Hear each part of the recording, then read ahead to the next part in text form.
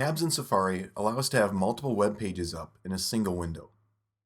I already have two tabs open here, one displaying Wikipedia and the other on the home page for the Loman Inn.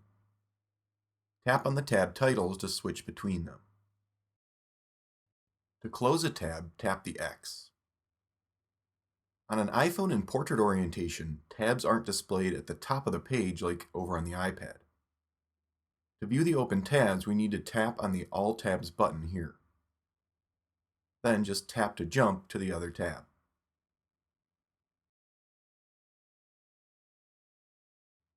We can close tab with a tap on the X in the upper left, or just swipe left on them.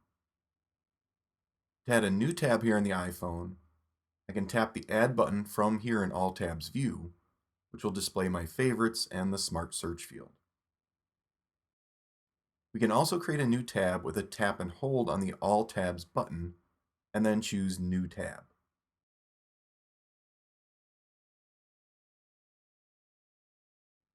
We're also able to quickly close out of all the open tabs here, or create a new private tab. When using a private tab, Safari is not going to save your browsing history, autofill information, as well as recent searches. If I create a new private tab, notice that the Smart Search bar has a dark background, letting me know that I'm in private browsing mode. To get back to the standard tabs, tap the Private button here in All Tabs view. Back over on the iPad, another way to access All Tabs view is to pinch to zoom all the way out on a page. That will pull all the tabs into view. Again, we can add a new tab with the Add button up here. And remember, the Add button is always available in the toolbar in Safari on iPad. But we can also add a new tab from a link with a tap, hold, and drag.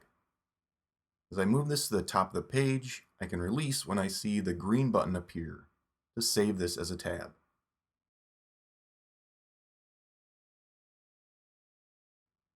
Tap and drag on tabs to rearrange them.